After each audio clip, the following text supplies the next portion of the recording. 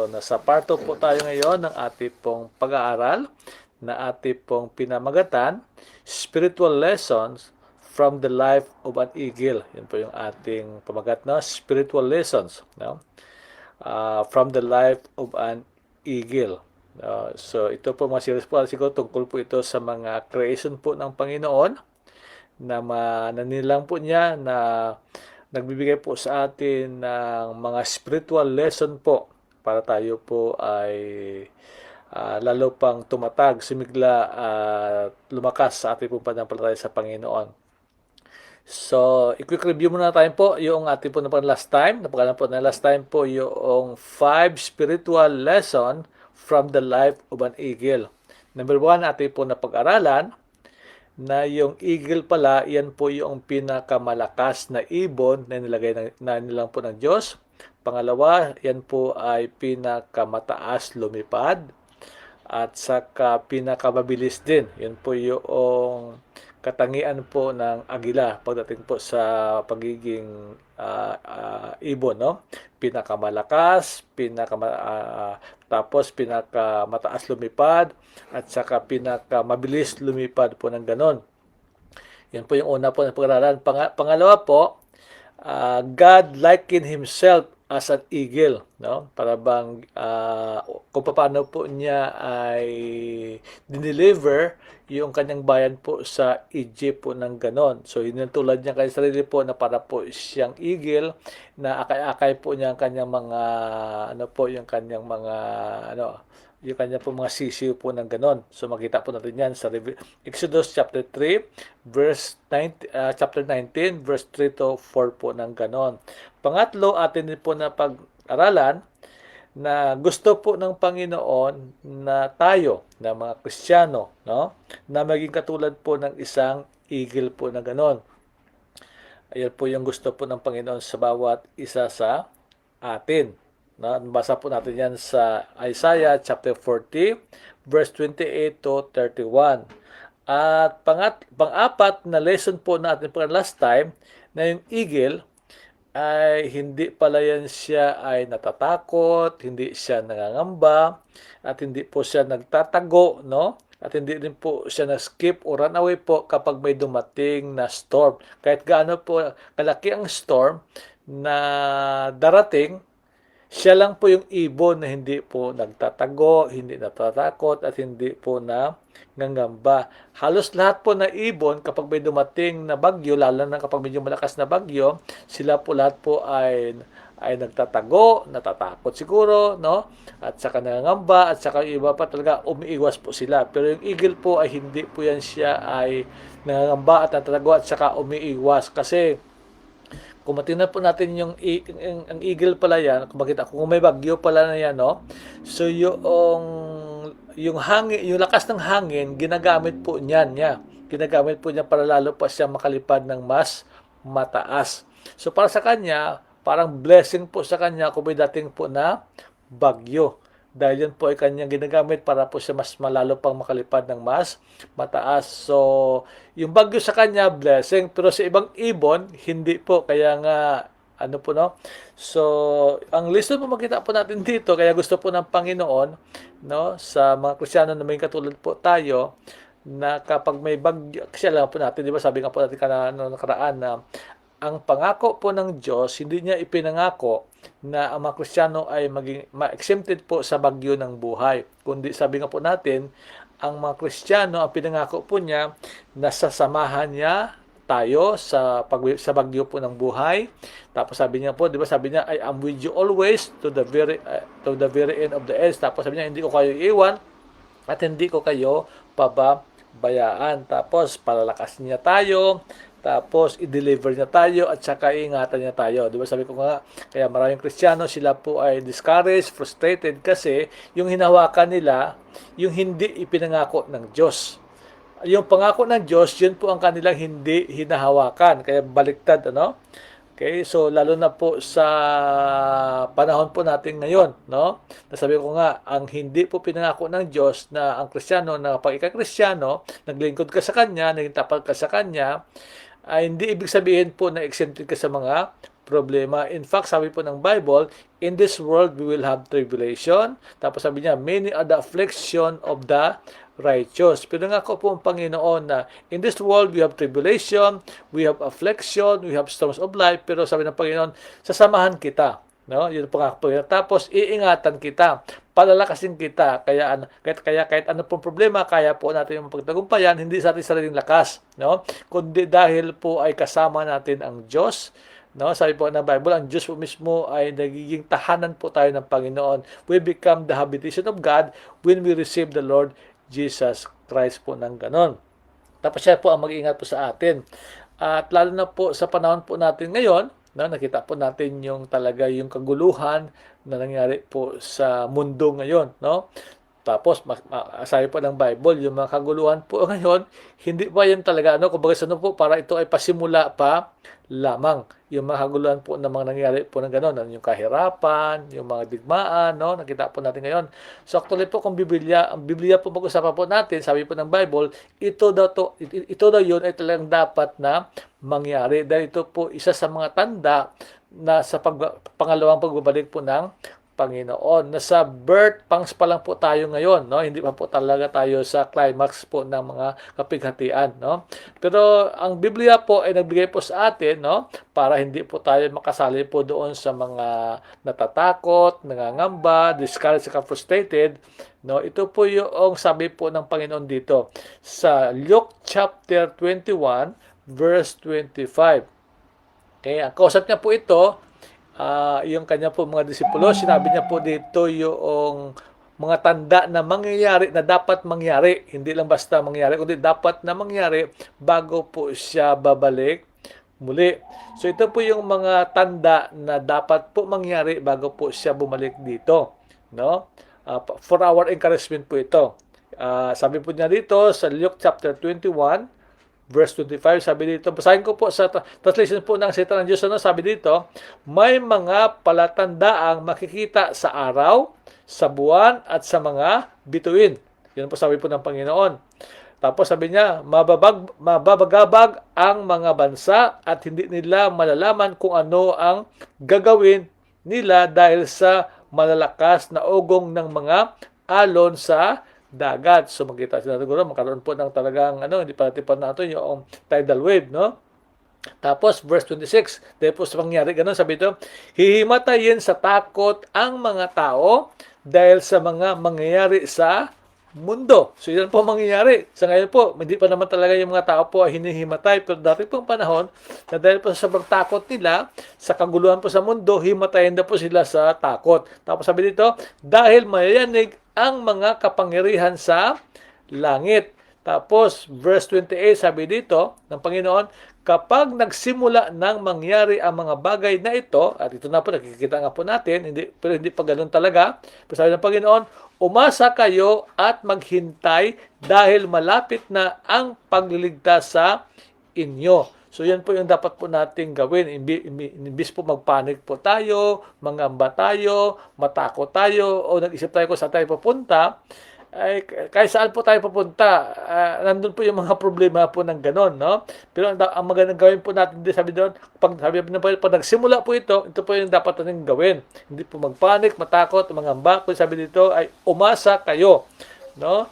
Sa ibang translation po ay magtiwala kayo, okay? At magalak kayo dahil sabi ito, dahil malapit na ang pagliligtas sa inyo. Sabihin po talaga yung redemption po natin, no? Kung may nakita po natin ngayon, okay, yung makaguluhan po niyan, sabi ng Panginoon, huwag kayong mangamba, huwag kayong matakot kasi dapat yan ay mangyari. Ang dapat yung response dyan ay umasa kayo, magtiwala kayo. Sabi po doon sa magandang balita ay magalak kayo, no? Yan po sabi po sa magandang balita po ng ganon. Tapos verse 28, sabi po dito, mag-jump po tayo sa verse, sabi niya. Okay, tapos verse 34, mag-jump po tayo sa verse 34. So una, po tayo, sa verse 28 kanina, yan po yung gawin po natin, no?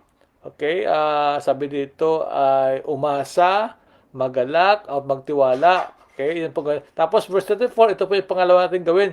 Sabi ito, mag-ingat kayo na huwag mawili sa kalayawan, sa paglalasing, at sa pagkaabala sa inyong kabuhayan. Yun po ng ganon.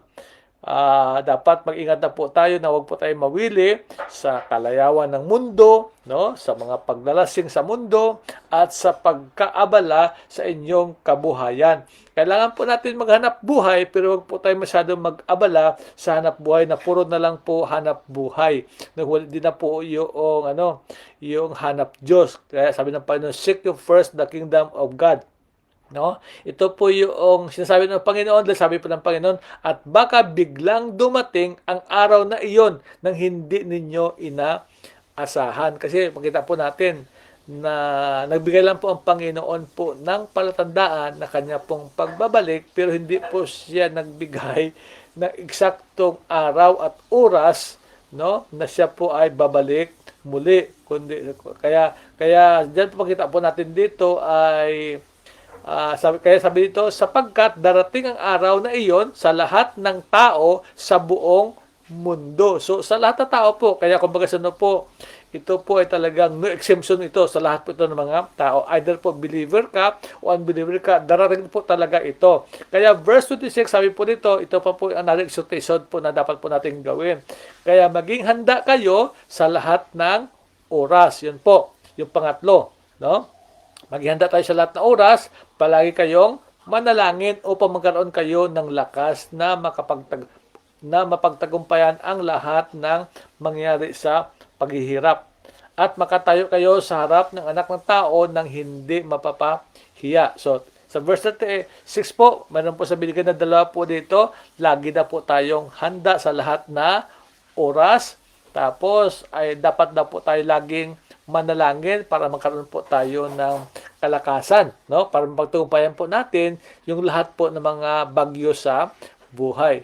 Kaya nga, kailangan talaga manalangin. Kaya sabi nga ng Biblia, kapag tayo na po ay prayerless, tayo po ay powerless. So, kaya makristyano talaga ngayon. Kaya we have to pray talaga na we need to pray always po para magkaroon po tayo ng lakas, para hindi po tayo maging powerless, para pag dumating man po ang mga bagay po na ito, hindi po tayo matatakot, hindi po tayo mangamba, no? Hindi po tayo discouraged. So, ulitin ko po na, ito po yung gagawin po natin sa verse, kanina verse 28, sabi po kanina doon, kapag nagsimula ng mangyari ang mga bagay na ito, umasa kayo at maghintay. Yun po ang ating pong dapat na gawin, no? Umasa, o sa iba po doon, to have to look up sa Panginoon dahil po talaga, si Lord lang po talaga ang makakatulong po sa atin, no?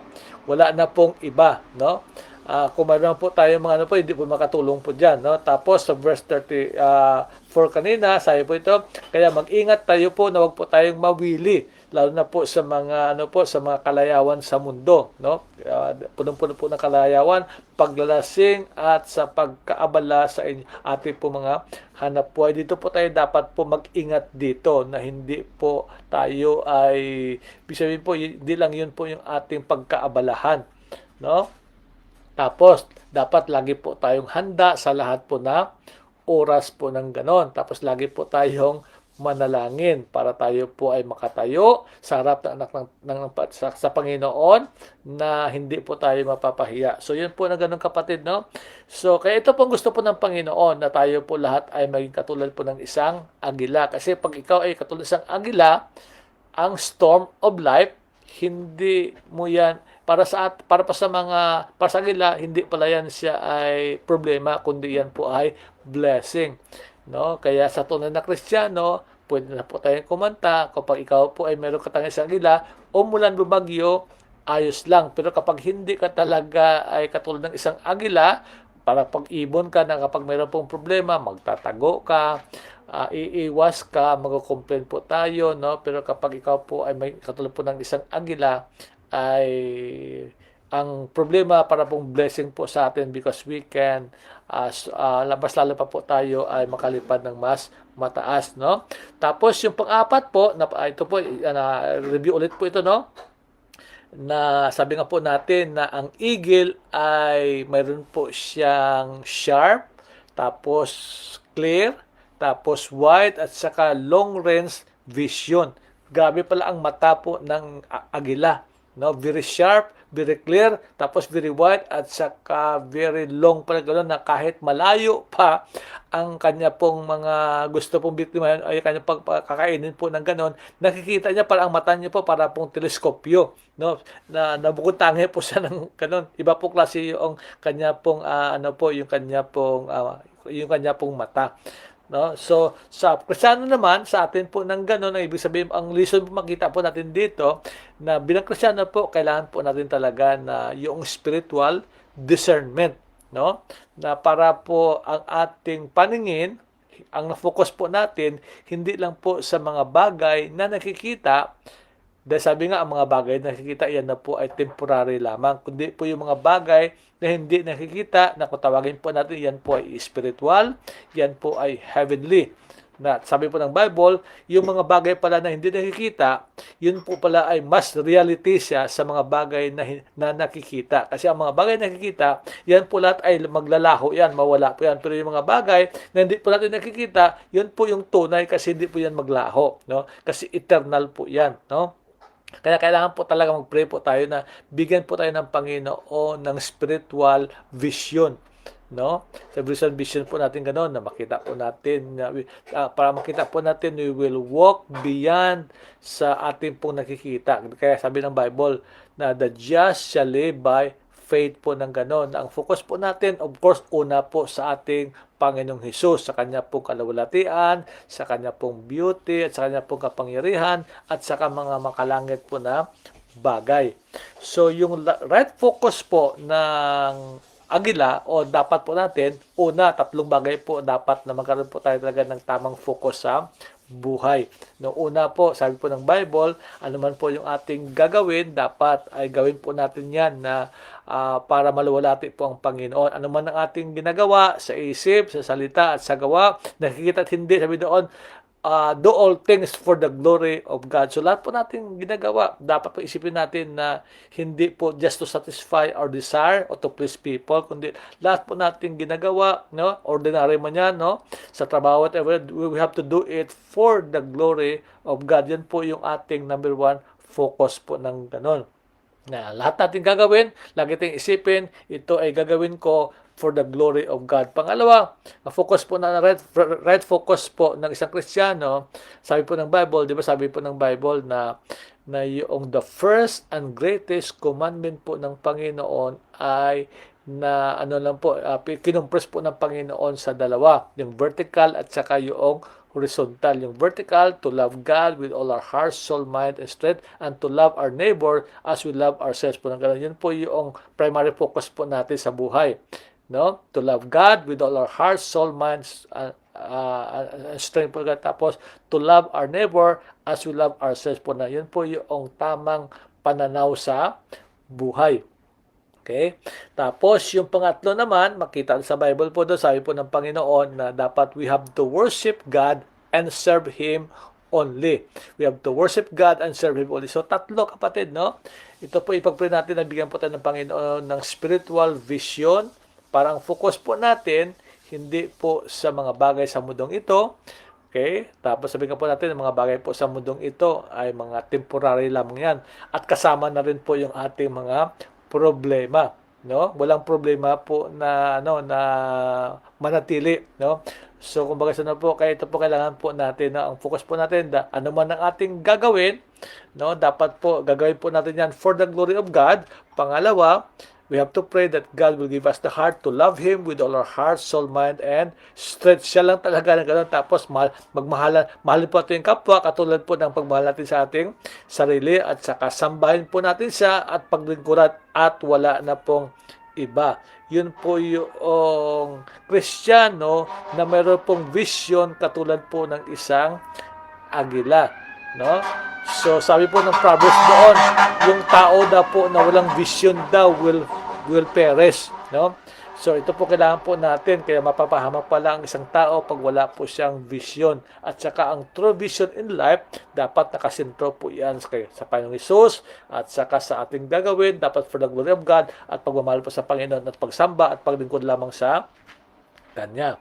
Okay, so tapos po yung pang-anim, ito po ngayon ating pag-aralan po ng ganon. Yung pang-anim po yung eagle na matutunan po natin dyan, yung pang-anim po na spiritual lesson that we can learn from the life of an eagle po, ng eagle ay willing pala yan siya, willing to be renewed and to be changed. No, yan po yung isa sa mga katangian po ng ano po ng agila. No, na willing po siya to be changed at saka to be renewed po ng ganon. Kaya kung mabasa po natin, no, maano po natin na yung agila pala ng ganon ay taon-taon pala siya nagpapalit pala yan siya ng ano, ng mga balahibo niya. Ano po natin. So, it will take time po yung pagpapalit po ng kanyang balahibo, pati po yung kanyang pangtuka. Lahat pa na, nagpapalit po siya ng gano'n, no? So, para po siya, kailangan po niya noon. Kailangan po niya na magpalit po siya ng gano'n, yung matanggal po muna yung kanyang mga balahibo, tapos papalitan ng bago, tapos kaganoon din ang kanyang po mga pagtuka po ng gano'n, binabayad niya pa rin sa bato at saka sa mga kahoy gano'n para mawala po ng gano'n, gano'n din po yung kanyang yung glow po niyang gano'n. So every year nagbabago po talaga yung bagong bago po siyang pakpak, no? Para po siya mas manatili po siyang malakas, matatag, na po kailangan bago lagi ang pakpak po niya. Pero kailangan bago po maging bago 'yan, kailangan po mawala muna yung mga luma po ng ganon. So makita po natin dito, tingnan po natin sandali po sa dito po sa Psalm, ito po yung sabi po ni Haring David, no? Psalms 103. Maganda po sabi po na rin David po dito. Psalms 103 verse 5. Ito po sabi po na rin David. Sabi niya, maganda po sabi dito na rin David dito. Sabi niya, 103 na verse 5. Sabi niya, pinagkalooban niya ako ng mga mabubuting bagay habang ako'y nabubuhay. Ganun po ang Panginoon, no? Sabi po ni David, siya na po pinagkalooban po ng mga buting bagay habang po siya ay nabubuhay. Tanda po natin, no? Yung handag po ng Panginoon sa atin, lagi pong mabubuting bagay habang po tayong nabubuhay. Tapos sabi niya, kaya ako'y parang nasa aking kabataan at malakas tulad ng agila. Yan po sabi po ni Haring David, no? Dahil po sa mga pagbibigay po sa kanya ng Panginoon na kabutihan, no? Para na po siya nasa para sa kabataan po siya, yung lakas niya para kabataan at malakas po siya tulad ng agila. No, so kung basta nabukod tangi. At yan po ang gusto po ng Panginoon. Si David po ay hinantulad niya rin yung kanyang po dito, yung kanyang sarili po sa bila pong agila, tulad ng agila. At yan po ang gusto po ng Panginoon sa atin po ng ganon. Okay, so sabi ko kanina, yung agila, willing po yan siya ay mabago. Okay, at willing pa po siya ma-renewed po ng ganon. So tingnan po natin ngayon kung paano po ang isang Kristiyano din, kaya Kristiyano po ng ganon, no? So ang Kristiyano dapat din willing din po tayo ay magbago kasi ang pagiging born again po natin instant yan, pero yung sanctification po natin siya, progressive po yan siya, no? Pero ang po natin doon, kailangan po tayo ay magbago po ng ganon para tayo po ay maging malakas, maging matatag, at maging masigla. So ito po na ganoon. So apat po na bagay na ating pong tandaan po dito. Tingnan po natin kung paano po tayo will be continually renewed and strengthened po sa ating pong inner man, no? So tingnan po natin dito, sabi po dito sa sa Ephesians chapter 4, tingnan po natin. Sabi po ng dito, Ephesians chapter 4 verse 22. Yung sinulatan po ni Pablo ito po yung mga church sa Ephesus. So sabi niya dito, para tayo po ay patuloy po na magkaroon ng isang pagbabagong buhay, kasi yan po ang tanda talaga ng tunay na Kristiyano, di ba sabi ng Bible? No, if anyone be in Christ is a new creation. Pero yung pagbabago po natin, hindi po yan siya instant.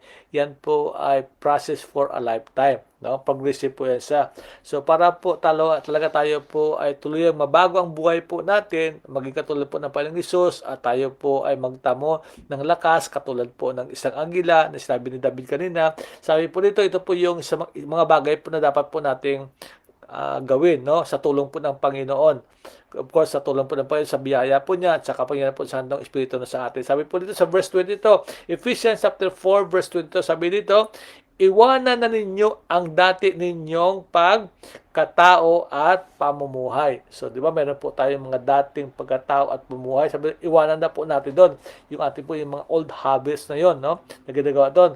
Tapos, pangalawa, ang pagkataong ito ang siyang nagpapahamak sa inyo dahil sa masasamang hangarin na dumadaya sa inyo. Kaya ito po yung mga dati po nating mga ginagawa, yung mga habits po natin. Sabi po dito, dapat na po natin iwanan na yon. Okay? Huwag na natin pong balikan yon. Sabi nga, huwag na tayo babalik sa dating gawi kasi yan po ang dahilan kung bakit po tayo napapasama, na po natin at napapahamak po ng ganon. Kundi sa verse 23, ito po ngayon, baguhin na ninyo ang inyong pag-isip at pag-uugali. So, kailangan po mabago po yung ating isip at ang pagbago po ng ating isip sa ugali po doon. Sabi po ng Romans chapter 12 verse 2, we have to renew our mind po sa pamagitan po ng salita po ng Diyos. So, mayroon kang alisin at mayroon ka pong mayroon ka pong ilagay ulit, no? Baguhin na ninyo ang inyong pag-isip at pag-uugali. Of course po, ito po mangyari by the grace of God at saka by the power of the Holy Spirit. Tapos verse 24, at isuot ang bago ninyong pagkatao na nilikhang naayon sa matuwid at banal na Diyos. Yan po dapat po nating isuot, yung ating pong bagong pagkatao na nilikha ng Panginoon po na sabi doon, yan po ay banal at matuwid. Yung luma, dapat na po natin niya alisin. No? So, tapos, makita po natin sa verse, diretso po natin, no? Yan po yung ganun.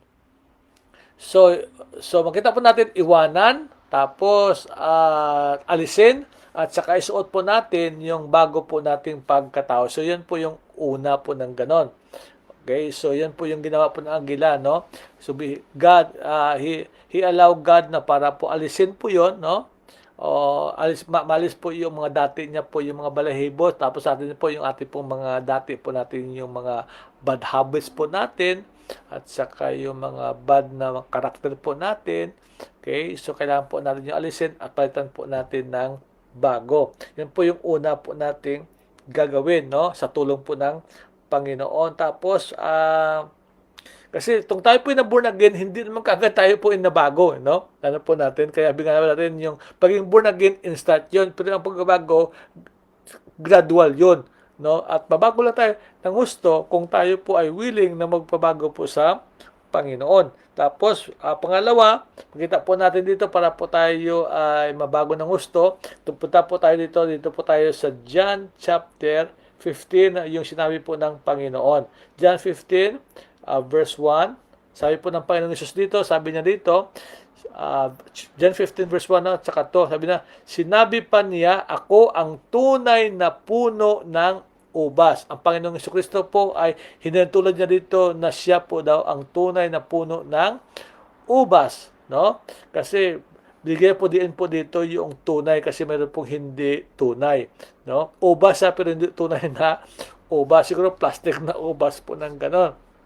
Pero ang Panginoon Isos, hinatulad niya kanyang salita na siya na po ang tunay na puno ng ubas. Tapos sabi ito, at ang aking ama ang tagapag-alaga. Okay, so yun po na gano'n. Tapos sabi dito, ito po yung ginagawa po ng ama, pinuputol niya ang aking mga sangang hindi namumunga at nililinis niya ang bawat sangang namumunga para lalo pang mamunga. Yung sanga po dito, na sinasabi niya po dito, ay walang iba kundi tayo na mga Kristiyano. Sabi niya dito, para po tayo ay lumago sa ating pong pananampalataya, mayroon pong pinuputol po ang Panginoon at dapat na malinis sa ating pong mga buhay. At yung ginagamit po ng Panginoon yan, usually po yung kanya pong salita po. Diba? Sabi niyo kasi, nagmumagasan po yung word niya is the sort of the spirit po na gano'n. So, pinuputol niya yung mga sangang hindi na mumunga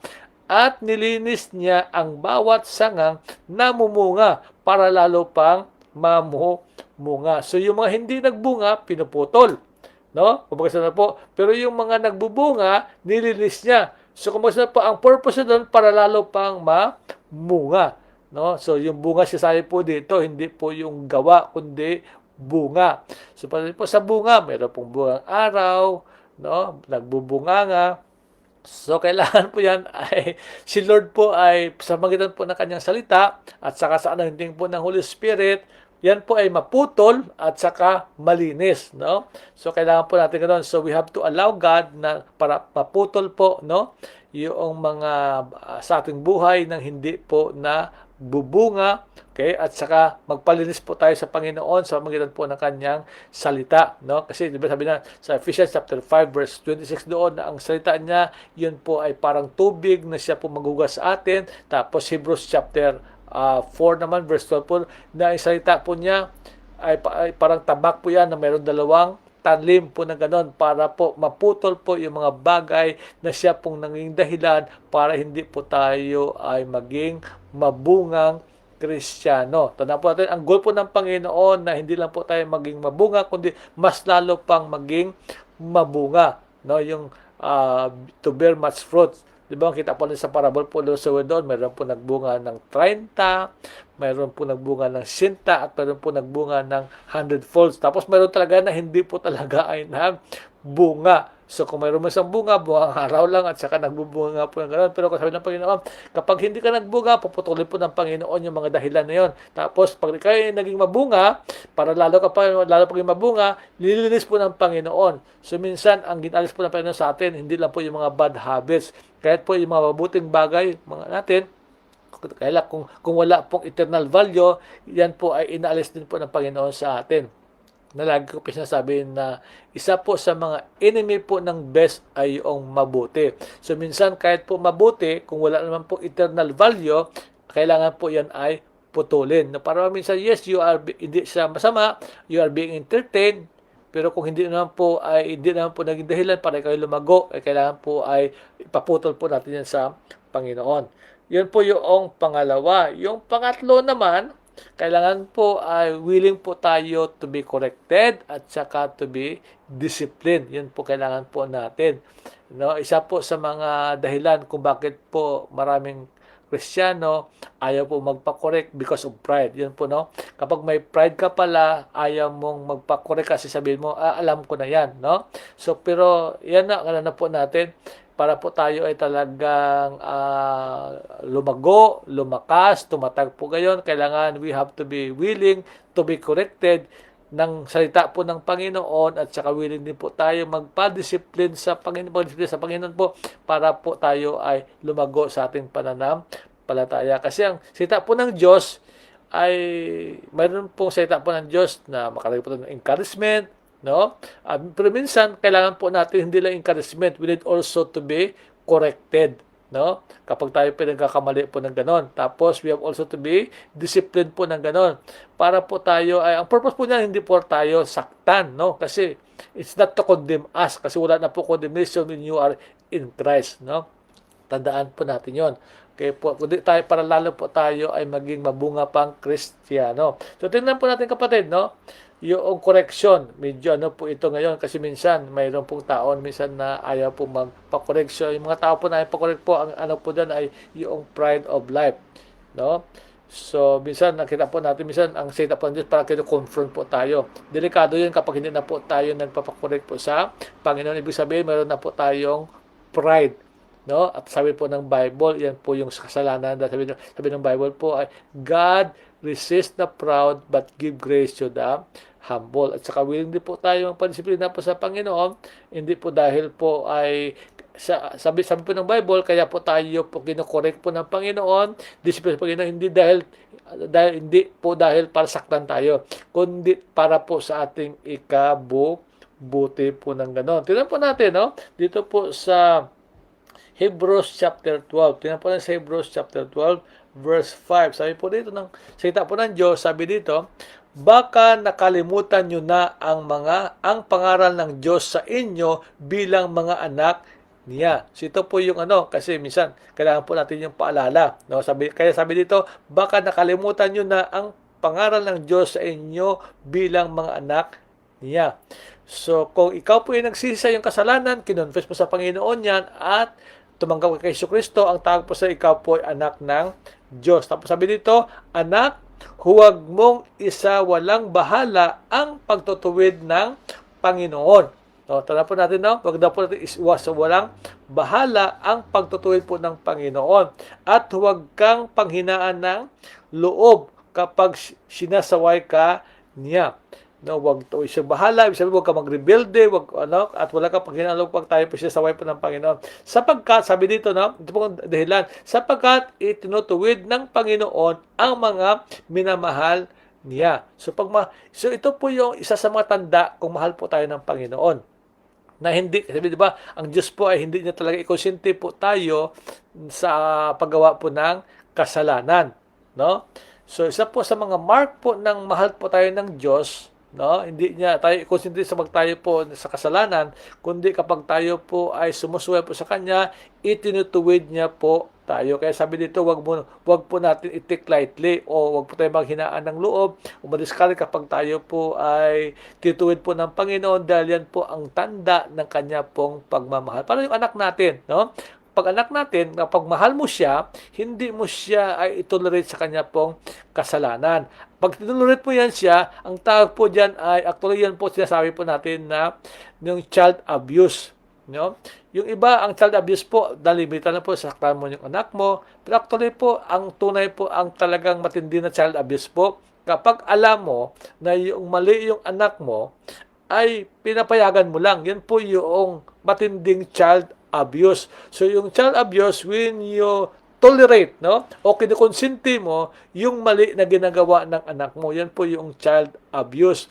Pag hindi mo ginawa yon, sabi nga, if you spoil the child, it will harm the child. Yan po, kaya ang bata po ay, kumbaga saan po tayo po naging dahilan para mapahamak yung ating mga anak. So, pag mahal mo yung anak mo, ang tanda po dyan, hindi mo ikonsente yung mali niya kanyang ginagawa, kundi itinutuwid mo siya. Pag hindi mo siya itinutuwid, yun po yung child abuse para po mapapahamak yung ating mga anak. Yan po nangyayari po ng ganon. No, kaya po marami pong anak po ay walang mudo, no? Napapahamak po sila. Ano po natin, masama po ugali nila kasi hindi po sila ay naturuan at nadisiplina po ng magulang. So yung magulang, tayo po magulang, isa po sa ating mga tungkulin talaga, hindi lang sila yung ma-provide po natin ng kanilang pangailangan, yung mga damit nila, yung school nila, pero higit sa lahat kapatid, kailangan po natin, kasi ang plano po ng Panginoon sa atin, we can have a godly offspring. So, kaya ang bata po kailangan talaga ng gabayan. Kailangan nila na kapag silang kamali, ituwid sila. Kailangan po sila ay disiplinahin po natin sila para po sila ay maging tunay na anak ng Diyos, no? So, sabi dito, verse, yan po yung ano. So, yung pagtutuwid ng Panginoon. So, ganun din po tayo. We need to be willing to be corrected at huwag po tayo ay manghina kapag tayo po ay tinutuwid po ng Panginoon at saka didisiplina po ng Panginoon. Dahil tanda yan na tayo talaga ay mahal po ng Panginoon. Okay? At ginagawa lang niya ng Panginoon sa kanyang mga tunay na anak. Pero yung hindi niya tunay na anak, hindi niya po ano yun, judgment yun. No, iba po yung judgment at saka correction at saka yung discipline. Ang judgment po para po sa mga hindi tunay na anak ng Diyos. Pero sa tunay ng anak ng Diyos, hindi na po tayo sa judgment, no? Kundi tayo po ay tinutuwid niya, okay? At saka disiplina niya para po sa ating bubuti, hindi po para sa ating ikakasasama. So verse 7, sabi dito, ito po yung kailangan po response po natin, tiisin niyo ang lahat ng paghihirap bilang pagdidisiplina ng Diyos sa inyo dahil itinuturing niya kayong mga anak. Sino ba ang anak ang hindi didisiplina ng Ama? So kanina, wag mo baliwalain, wag ka paghinaan ng loob, tapos sabi, tiisin na po natin. Ano po natin?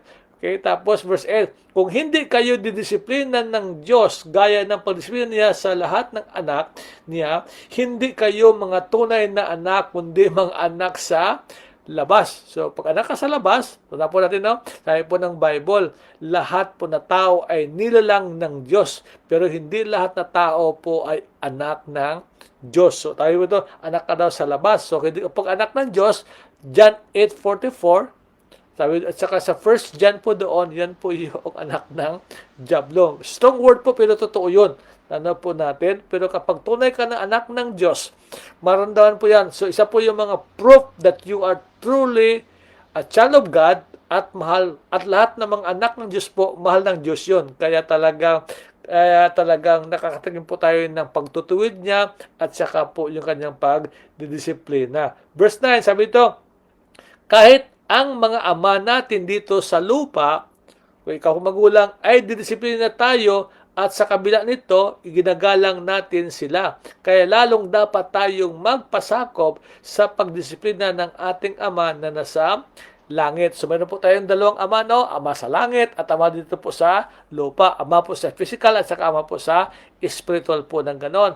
So kung tayong mga anak ay nagpasakop po tayo sa ating ama dito sa lupa, sa pagdisiplina, mas lalo na po sabi dito, mas lalo na po yung ating pong ama na sa langit. No, sabi dito, no? Kaya lalong dapat tayo magpasakop sa pagdisiplina ng ating ama na sa langit upang maging mabuti ang pamumuhay natin. Yan pang gusto po ng Panginoon para po tayo na makapamuhay ng isang mabuting pamumuhay. No? Hindi po yung buhay na walang kabuhay-buhay. Marami pong tao na bubuhay pero walang kabuhay-buhay kasi unang-una, hindi sila anak ng Diyos. No? Yung iba naman, anak ng Diyos, kaya lang ayaw naman magpatuwid sa Panginoon, ayaw naman pagdisiplina because of their pride sa rebellion po ng ganon. Kaya, nabubuhay sila, buhay sila, pero pag kinamusta mo, kamusta yung buhay mo, ito walang kabuhay, buhay pa rin, no? They just simply exist po ng ganon. Hindi po mabuting pamumuhay. So, para po mapabuti ang ating pamumuhay, we have to accept yung correction at saka pagdisiplin po ng Panginoon. Tapos verse 10, sabi dito, sa maikling panahon, dinisiplina tayo ng mga ama natin dito sa lupa ayon sa inakala nilang mabuti. Okay? Ngunit ang pagdisiplina ng Diyos ay laging para sa ikabubuti natin upang maging banal tayong gaya niya. So yun po ng ganong kapatid. Gusto po ng Panginoon na maging banal po tayo. Di ba sabi po, be holy for I am holy. And for us to be holy, okay, kailangan po natin, we have to be willing to be corrected and to be disciplined po ng ganon. And willing to change. No? Yan po na kailangan po natin ganon. Okay, tapos verse 11, maganda po sabi dito, habang dinisiplina tayo, hindi tayo natutuwa kasi minsan medyo masakit po, no? Okay? Kundi nasasaktan. Ngunit sa bandang huli, magbubunga ito ng mapayapa at matuwid na pamumuhay. Para sabi no, para bang sa mga athlete, no pain, no gain. So sometimes po we experience pain because of correction, because of discipline, pero ang dulo pala na yon, sabi dito, magbubunga ito ng mapayapa at matuwid na pamumuhay. Sa verse din kanina, para po tayo maging banal katulad po ng ating Diyos Ama na nasa langit. So yung kapatid, no? Yun po yung yun po yung way na dapat po tayo mabago po ng ganon. So kanina, yung eagle, sabi natin kanina, ang isa po sa katangian po ng eagle po doon, that eagle ay willing po siya magpabago, magpa-renew po ng ganon sa ating kapatid ng ganon. Yan po isang katangian po ng isang agila. Na kung ikaw isang agila ka, willing ka ng ganon para po tayo ay lagi pong malakas, lagi pong masigla, lagi pong matatag at naging banal po tayo at mabuhay po tayo ng isang buhay po na mapayapa, matuwid at banal po sa ating pong Panginoon. Dito po tayo mag-last verse, no?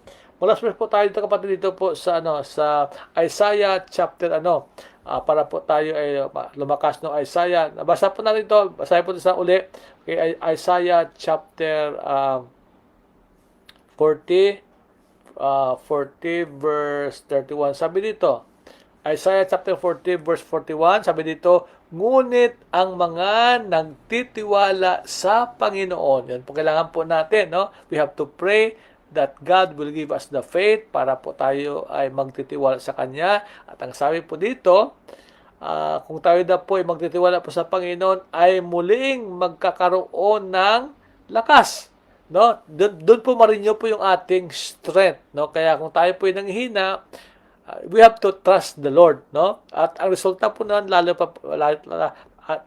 magkaroon po tayo ng bagong lakas. Tapos sabi dito, lilipad silang gaya ng isang agila, tumakbo man sila ay hindi mapapagod, lumakad man sila ay hindi manghihina. So ito po, maganda po ito sa mga kapwa nating Kristiyano na kapag tayo po ay napapagod, nangihina, no?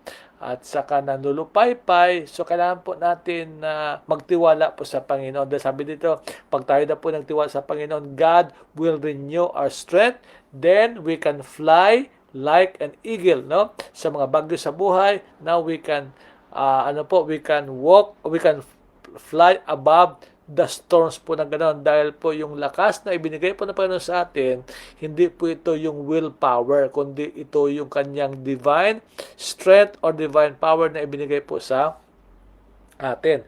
So yan po yung apat, no? Yung apat po na bagay na dapat po nating maging totoo po sa atin para po ma-renew yung ating strength, kaya manatili po tayo na matatag, malakas, masigla, katulad po ng isang agila. Yung mga dati, alisin na po natin yun, kapatid, yung mga old habits na yon na hindi po nakatulong sa ating paglago bilang Kristiyano, alisin na po natin yun. Palitan natin ng bago pong habits po doon that will cause us to grow sa ating pong pananampalataya sa Panginoon at mas lalo pa po tayong palapit po sa Panginoon. Tapos, we have to be willing po na to be prone po ng Panginoon. Tayo po we have to allow God na Lord, putulin mo Panginoon yung mga bagay, yung mga naging dahilan para ako ay hindi maging mabunga at saka magpalinis po tayo at yung palinis po ng Panginoon yung kanya pong salita, anointed po ng Holy Spirit po ng ganon.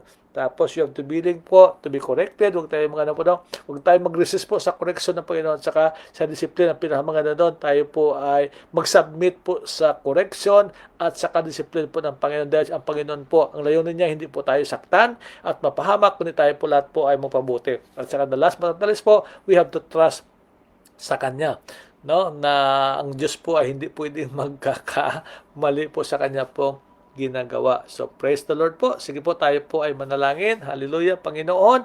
Salamat muli sa iyo pong salita, Panginoon, na pinayag mo sa bawat sa amin. Salamat dahil gusto na kung paano ka naging isang agila, Panginoon, gusto mo rin kami na maging agila, Panginoon, upang kami, Lord God, makalipad, Panginoon, o God, above the storms, Panginoon. Dahil alam po namin sa mundong ito, Panginoon, all of us will experience, Panginoon, o God, storms of life, Panginoon. But Lord, sa mga agila, Panginoon, hindi ito kalugihan, Panginoon, o God, dahil ito, Lord God, ay naging blessing po sa amin. Dahil we can soar more, Panginoon, o God, Lord, above the storms, o God. Kaya salamat po sa pangako mo at iukit mo sa amin to na, Lord God, na ikaw ay lagi mo kaming sasamahan, Panginoon, o God. At in fact, Lord, ikaw ay nanirahan sa amin at ikaw rin ay patuloy mabigay sa amin ng kalakasan at iingatan mo kami at i-provide mo ang lahat po naming mga pangailangan, Panginoon, according to your riches and glory in Christ Jesus, Panginoon. Kaya thank you. Handog mo na lahat kami ay mapagpala, Panginoon, ng iyo pong kalakasan at ang iyo pong kagalakan, Panginoon. Kaya thank you and we give you praise. In Jesus' name we pray. Amen and amen. Sige po, praise the Lord. God bless us all, mga kapako, mga agila po ng ganon. Okay, praise God. Sige po, God bless.